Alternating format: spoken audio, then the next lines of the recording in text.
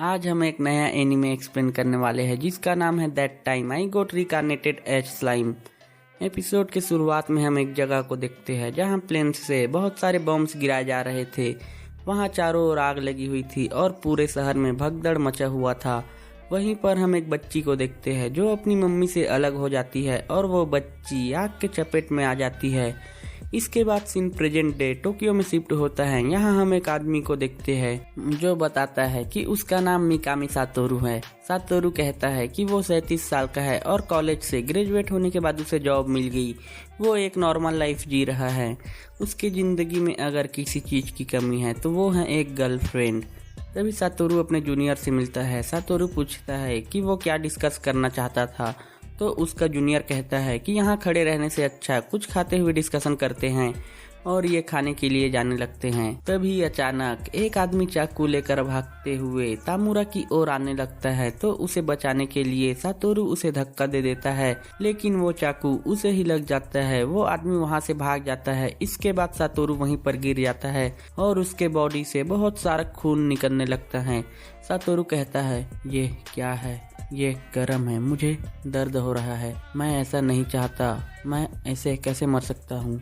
तभी उसे एक आवाज सुनाई देती है, heat resistance acquisition successful, pain nullification acquired, step resistant acquisition successful, physical attack resistance acquisition successful.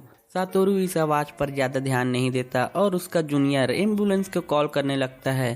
Satoru उसे कहता है, तामुरा मेरे हार्ड ड्राइव को डिलीट करके पानी में डाल देना। इसके बाद सातोरू की मौत हो जाती है। लेकिन तभी हम देखते हैं कि सातोरू एक अजीब सी जगह पर है। सातोरू कहता है कि उसे अपने हाथ पैर फील नहीं हो रहे, वो बोल भी नहीं पा रहा और उसे कुछ दिखाई भी नहीं दे रहा। उसे दिखाई तो नहीं देता, लेकिन वो सेंस कर पाता है कि उसके आसपास कुछ पत्थर है। कुछ देर में उसे रियलाइज हो जाता है कि वो स्टैब होने के बाद मर गया था और उसका फिर से पुनर्जन्म हुआ है एक स्लाइम के रूप में। उसे ये बॉडी अच्छी लगने लगती है क्योंकि इसमें उसे खाने की और सोने की भी जरूरत नहीं है, लेकिन वो फिर भी कुछ घास खाता रहता है क्योंकि उसके पास करने को कुछ नहीं होता। फिर वो सोचता है कि वो जो खा रहा है वो जा कहाँ रहा है।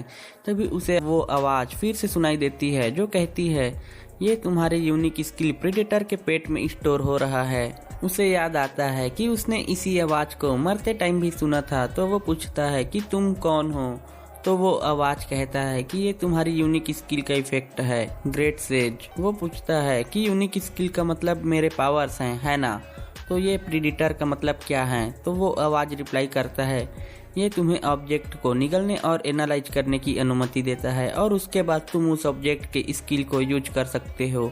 स्लाइम को ये स्किल अच्छे लगने लगते हैं। फिर वो उन घास को एनालाइज करने के लिए कहता है। तो ग्रेट सेज बताता है कि ये कीमती घास है जो सिर्फ उस जगह पर उगता है जहाँ हाई मैजिकल पावर होता है और इन घास का यूज हीलिंग पोशंस बनाने के लिए होता है। ग्रेट सेज की बात सुनकर ये सारी घास खाना शुरू कर देता है ताकि वो मुसीबत में इसके काम आए। वो घास खाते खाते एक चमकने वाले स्टोन के ऊपर पहुंच जाता है। वो पूछता है कि क्या ये स्टोन भी कुछ काम का है। तो ग्रेट सेज बताता है कि ये भी बहुत ज्यादा वैल्यूएबल है। तो ये इसे और ऐसे ही और सारी स्टोन्स को खाने लगता है। लेकिन अचानक वो पानी में गिर जाता है। वो सोचता है कि वो इससे बाहर कैसे निकले। तभी उसे आइडिया आता है और वो अपने मुंह में बहुत सारा हवा भर लेता है और एक बार में ही उसे छोड़ता है, जिससे वो पानी के बाहर आ जाता है और कुछ चीज से टकराता है। टकराने की वजह से उसके सर पर चोट लग जाता है, लेकिन उसे बिल्कुल भी दर्द नहीं होता और उसका चोट अपने आप ठीक हो जाता है। वो पूछता है कि उसे दर्द क्यों नहीं हुआ और ये ठीक कैसे हो गया। तो ग्रेट सेज कहता है, क्योंकि तुम्हारे पास पेन नलिफिकेशन और सेल्फ रीजनरेशन स्किल है। तभी उसे एक और आवाज सुनाई देता है जो कहता है, क्या तुम मुझे सुन सकते हो। ये सोचता है कि मेरे पास तो मुंह ही नहीं है, मैं इसे कैसे रिप्लाई करूं। वो आवाज इसे बार बार रिप्लाई करने के लिए कहने लगता है। तो ये गुस्से से उसे चुप रहने के लिए कह देता है। वो आवाज इस बार उसके मन के बात को सुन लेता है और कहता है, मैं बहुत समय से किसी से मिला नहीं था, इसलिए मैं तुमसे अच्छी तरह से बात कर रहा था, लेकिन लगता है तुम मरना चाहते हो। फिर हम देखते हैं कि ये आवाज एक बड़े से परछाई से आ रही है और वो जोर से चीखने लगता है, जिससे पूरी गुफा हिलने लगती है। तो ये माफी मांगते हुए कहता है, मेरे पास मुंह और आंखें नहीं है, मुझे पता नहीं था कि आप मेरे मन की बात सुन लोगे। तो वो परछाई कहता है, मैं तुम्हें बोलने और देखने की शक्ति दे सकता हूँ, लेकिन इसके लिए 2 शर्त है।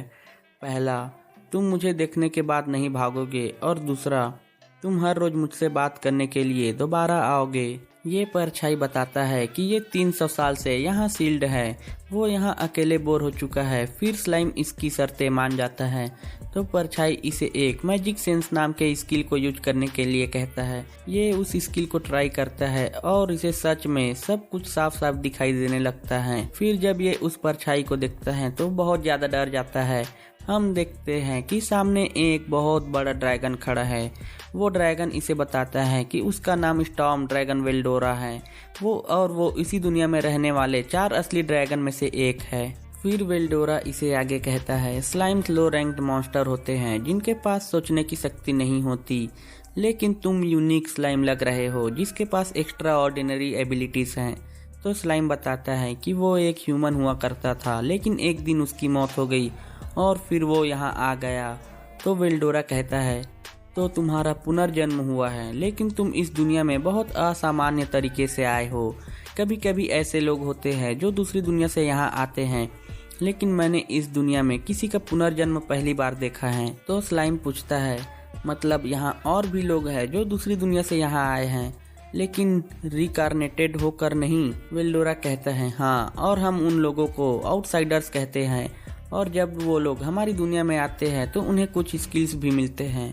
तो ये समझ जाता है कि इसे अपनी स्किल्स कैसे मिले हैं, और अब ये यहाँ से जाने लगता है। तो वेल्डोरा दुखी हो जाता है, तो ये थोड़ी देर और यहीं रुक जाता है, जिससे देख वेल्डोरा बहुत खुश हो जाता है। फिर स्लाइम पूछता है कि तुम्हें यहाँ 300 सालों से सील करके क्यों रखा गया है? तो वेल्डोरा बताता है कि 300 साल पहले उसने एक टाउन को डिस्ट्रॉय कर दिया था, जिसकी वजह से उसे मारने के लिए कोई आया था जिसे इंसानी हीरो के नाम से जाना जाता था, और उसने ही इसे यहाँ सील कर दिया। वेल्डोरा आगे बताता है कि उस हीरो ने खुद को एक समन कहा था। स्लाइम पूछता है कि ये समन क्या होते हैं? तो वेल्डोरा बताता है कि किसी को दूसरे वर्ल्ड से इस वर्ल्ड में बुलाने के लिए 30 से ज्यादा मेजेस को मिलकर कई दिनों तक एक रिचुअल परफॉर्म करना पड़ता है, जिसके बाद उस समन के सोल में कर्स डाल दिया जाता है और उसे किसी हथियार की तरह यूज किया जाता है, जिसकी वजह से उस समन को अपने समनर की बात मानना ही पड़ता है।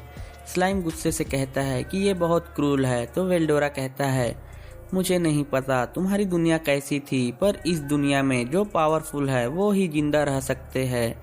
इसके बाद वेल्डोरा कहता है कि वो 300 साल से यहाँ पड़े पड़े बोर हो चुका है। स्लाइम सोचता है कि वो भी अपनी 37 साल की जिंदगी में बिना गर्लफ्रेंड के बोर हो चुका था, तो वेल्डोरा तो 300 सालों से अकेला है। फिर वो कुछ सोचकर कहता है, क्यों न हम दोस्त बन जाए। वेल्डोरा पहले तो नखरा दिखाता है, लेकिन उसकी बात मान ही जाता है, और फिर ये दोनों फ्रेंड्स बन जाते हैं। और दूसरी तरफ ह्यूमन वर्ल्ड में तामुरा सातोरू का हार्ड ड्राइव पानी में डाल देता है। वाह, दोस्त हो तो ऐसा। और ये एपिसोड यहीं पर खत्म हो जाता है।